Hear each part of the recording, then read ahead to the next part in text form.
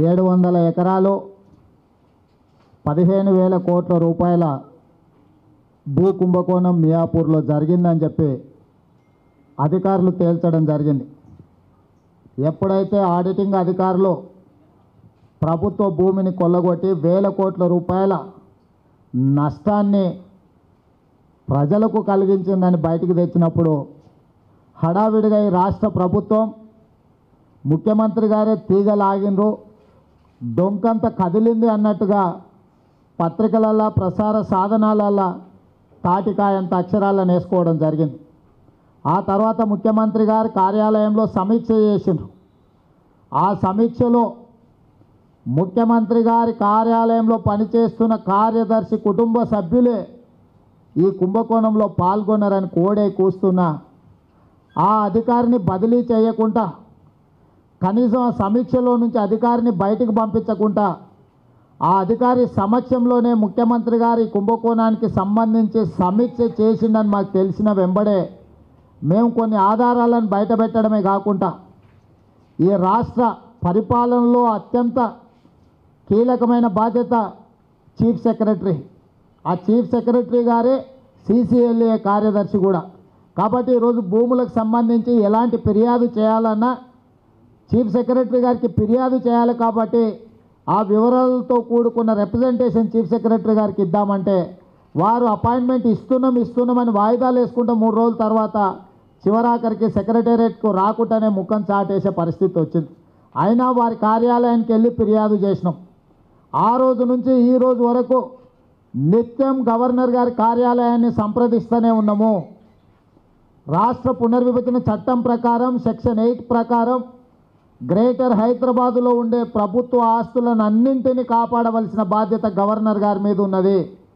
గతంలో ఈ రాష్ట్ర ముఖ్యమంత్రి గారు ఈ రాష్ట్రంలో ఏ వివాదాస్పద అంశం వెలికొచ్చినా ప్రభుత్వమే వెలికి తీసినట్టుగా ప్రకటనలు చేసుకుంటూ CBCID విచారణకు ఆదేశించినమని గొప్పగా చెప్పుకునేది. కానీ ఈరోజు వరకు ముఖ్యమంత్రి గారు 5-6 కేసులను CBCIDకి ఇచ్చిన కాలగర్భంలో కలిసిపోయినాయి, కనిపించకుండా పోయినాయి. ఏ ఒక్క ముద్దాయిల మీద కూడా చర్యలు తీసుకోలేదు. కింది స్థాయిలో ఉండే అధికారులను బలిచ్చి పై స్థాయిలో ఉన్న రాజకీయ నాయకులను, తన అనుచరులను, ఉన్నతాధికారులని ముఖ్యమంత్రి గారు కాపాడినరు. మన కళ్ళ ముందల చాలా కేసులు ఉదాహరణ ఉన్నాయి.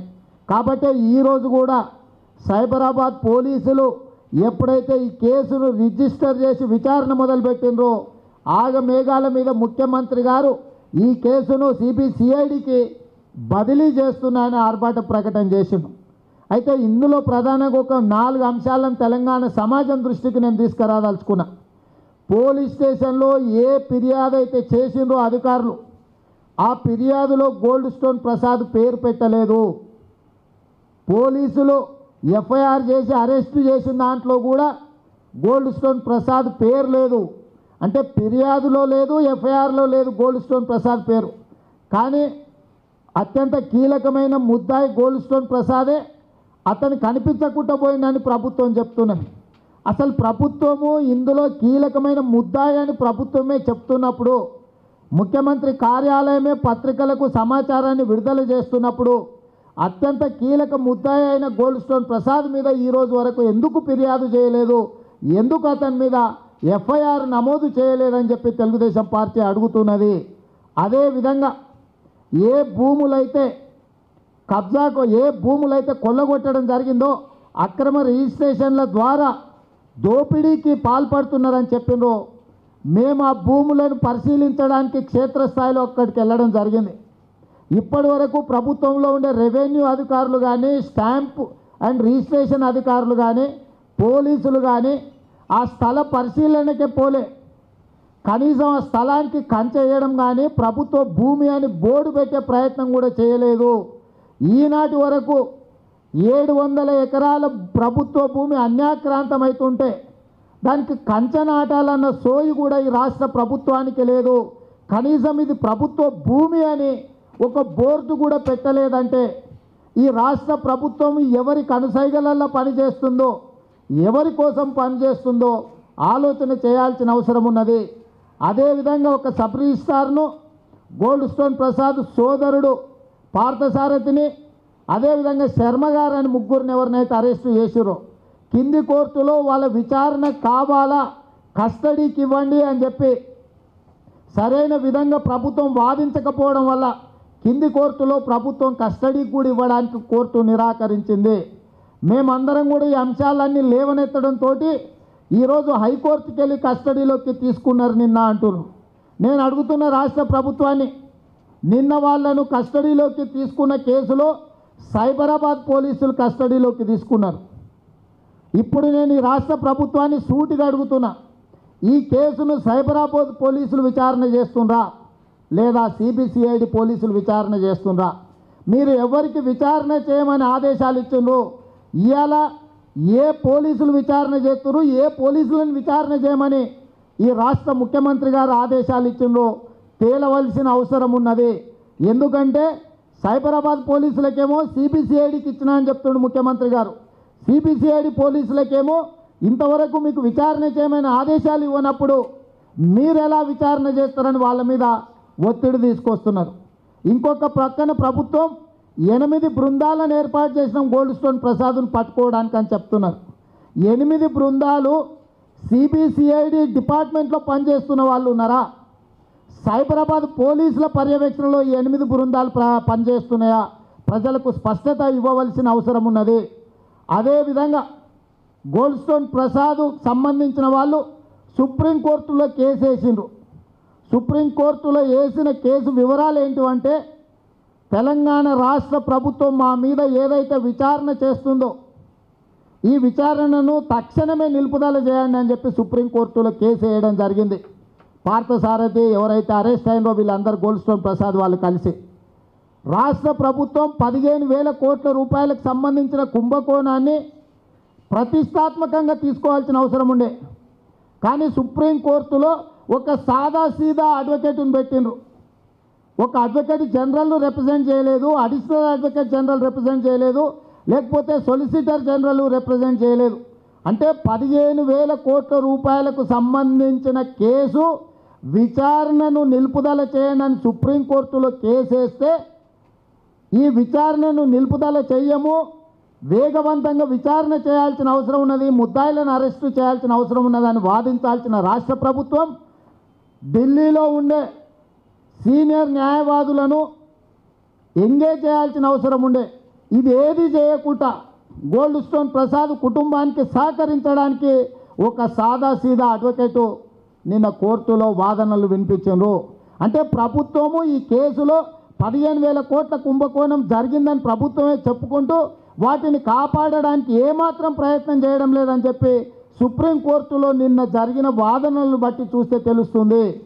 ఇవాళ సుప్రీంకోర్టులో వాళ్ళని విచారించొద్దన్న పిటిషన్ వస్తే ప్రభుత్వం పట్టించుకోకుండా, ఆ పిటిషన్కు ప్రాధాన్యత ఇవ్వకుండా ఒక సాదాసీదా న్యాయవాదిని నియమించిందంటే అడ్వకేట్ జనరల్ కానీ, అడిషనల్ అడ్వకేట్ జనరల్ కానీ, లేకపోతే సొలిసిటర్ జనరల్ కానీ ఎవరిని పంపించలేదు రాష్ట్ర ప్రభుత్వం. అంటే ఈ రాష్ట్ర ప్రభుత్వం ఏ రకంగా గోల్డ్ స్టోన్ ప్రసాద్ దోపిడీకి సహకరిస్తుందో ఈరోజు అర్థం చేసుకోవాల్సిన అవసరం ఉన్నది. ఇప్పటి వరకు ముఖ్యమంత్రి గారు ఏ చిన్న రాజకీయ పార్టీ వాళ్ళు ఎవరైనా మాట్లాడితే తన వంది మాగదులను ఉసిగొల్పడమే కాకుండా ఆయన్నే బయటకు వచ్చి గంటల కొద్ది ఉపన్యాసాలు ఇచ్చేవాడు. మరి 15,000 కోట్ల రూపాయల కుంభకోణం జరిగింది, నీ అనుయాయులు, నీ బంధువులు, నీ చుట్టూతో ఉన్నవాళ్ళు, నీ కార్యాలయ సిబ్బంది, ఉప ముఖ్యమంత్రి ఆయన కార్యాలయ సిబ్బంది, ప్రభుత్వంలో ఉన్న అధికారుల భాగస్వామ్యం ఉందని కోడై కూస్తుంటే, పత్రికలు ప్రసార సాధనాలు వివరాలను విడుదల చేస్తుంటే ఎందుకు ముఖ్యమంత్రి గారు ఇంతవరకు స్పందిస్తలేరు? ఎందుకు ముఖ్యమంత్రి గారు ముఖం చాటేస్తుంది ఈ కేసు విషయంలో? ఎందుకు ముఖ్యమంత్రి కార్యాలయం వీటి మీద ఒక శ్వేతపత్రాన్ని విడుదల చేయడం లేదు? ఇంత పెద్ద కుంభకోణం జరిగితే ప్రభుత్వం స్పందించకుండా ఉండడం ఎక్కడైనా జరుగుతుందా? 10-15 రోజులుగా వస్తుంది, 12 రోజులైంది ఇప్పటికి ఇది వెలుగులోకి వచ్చి. 12 రోజులైనా ముఖ్యమంత్రి కానీ వారి కార్యాలయం కానీ కీలకమైన వ్యక్తులు ఎవ్వరు కూడా ఈ కేసులో స్పందిస్తలేరంటే ఈ కేసును కనిమరుగు చేయాలని, మసిబూసి మారేడుకాయ చేయాలని, తన అత్యంత సన్నిహితులను కాపాడుకోవాలని ఈ రాష్ట్ర ముఖ్యమంత్రి గారు తీవ్రంగా కృషి చేస్తున్నట్టుగా మాకు కనిపిస్తుంది. ఇలాంటి సందర్భంలో గవర్నర్ గారికి ఫిర్యాదు చేద్దామని ప్రయత్నం చేస్తే కనీసము చీఫ్ సెక్రటరీ గారు ముఖ్యమంత్రి పరిధిలో ముఖ్యమంత్రి ఆదేశాల మేరకు పనిచేసే వ్యక్తి, గవర్నర్ గారు సర్వస్వతంత్రంగా పనిచేసే వ్యక్తి. ఈనాటి వరకు మా గవర్నర్ గారి పట్ల విశ్వాసం ఉంది. కానీ ఎందుకో మరి గవర్నర్ గారి మీద ఏ ఒత్తిడి ఉందో నాకు అర్థమైతలేదు. గవర్నర్ గారు ఇప్పటి వరకు కూడా మాకు అపాయింట్మెంట్ ఇస్తలేరు. ఇది న్యాయమా? ఒక ప్రధాన ప్రతిపక్ష పార్టీ తన పరిధిలో ఉన్న సెక్షన్ 8 ప్రకారం 15,000 కోట్ల రూపాయల భూములను కాపాడవలసిన గవర్నర్ గారు తన అధికారాలను వినియోగించాల్సిన సందర్భం వచ్చినప్పుడు గవర్నర్ గారు అపాయింట్మెంట్ ఇవ్వకుండా కాలయాపన చేస్తున్నాడంటే దీని వెనకాల ఎంతెంత పెద్దవాళ్ళు ఉన్నారో ఈ ఒక్క అంశం ఉదాహరణ చాలు. కాబట్టి ఈనాడు గవర్నర్ గారికి ఆన్లైన్లో ఫిర్యాదు చేసినాం. ప్రతిరోజు ఈరోజు ఇస్తాం, రేపు ఇస్తాం, మీరు అందుబాటులో ఉండండి అని మమ్మల్ని మభ్యపెట్టే ప్రయత్నం చేస్తుంది గవర్నర్ గారి కార్యాలయము. కాబట్టి ఈనాడు ఆన్లైన్లో గవర్నర్ గారికి ఫిర్యాదు చేసినాం. అదే పాత్రికేయ మిత్రులకు కూడా ఆ ఫిర్యాదును విడుదల చేస్తున్నాం.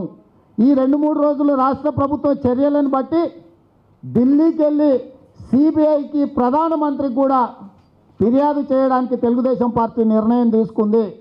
ఈ కేసులో ప్రధానంగా సిబిఐ విచారణను తెలుగుదేశం పార్టీ డిమాండ్ చేస్తుంది. కాబట్టి సిబిఐ డైరెక్టర్కు ప్రత్యక్షంగా మేమే ఫిర్యాదు చేస్తాము.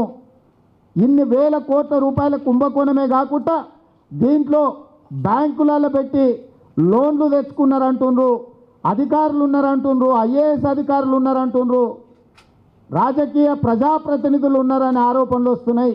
ఇన్ని రకాల ఆరోపణలు ఉన్న నేపథ్యంలో ముఖ్యమంత్రి గారి ఆధ్వర్యంలో ఉండే పోలీసులు కానీ సిబిసిఐడి కానీ పూర్తి స్థాయిలో విచారణ చేయలేరు. వాళ్ళ మీద రాష్ట్ర ప్రభుత్వం ఒత్తిడి తెస్తుంది, అసలు కేసును తప్పుదారి పట్టిస్తుంది. కాబట్టి ఖచ్చితంగా తెలుగుదేశం పార్టీ సిబిఐ విచారణ కోసం డిమాండ్ చేస్తుంది. మేము వచ్చే వారం ఈ రాష్ట్రంలో పరిస్థితులను బట్టి అటు సిబిఐ డైరెక్టర్కు, హోంమంత్రికి, ప్రధానమంత్రికి, వీలైతే రాష్ట్రపతి ఒకవేళ అపాయింట్మెంట్ దొరికితే రాష్ట్రపతి కూడా ఈ భూ కుంభకోణం మీద ఫిర్యాదు చేయాలని నిర్ణయం తీసుకున్నది. కాబట్టి తక్షణమే గవర్నర్ గారు మీరు స్పందించండి. మీ బాధ్యతల నుంచి మీరు పారిపోలేరు. ఇది మీ బాధ్యత, మీ డ్యూటీ. ఇది మీ డ్యూటీలో భాగం. సెక్షన్ 8 ప్రకారం హైదరాబాద్లో ఉన్న ప్రభుత్వ భూములను కాపాడవలసిన బాధ్యత మీ మీద ఉన్నది. చంద్రశేఖరరావు గారు కలిసినప్పుడల్లా మీ కాళ్ళు మొక్కుతున్నాడు కదా అని ఆయన మీద ప్రేమ ఉంటే ఇంత ప్రసాదం పెట్టి ఆయనకు కానీ ఇలా కాపాడే ప్రయత్నం చేయడం మంచిది కాదు సుమా.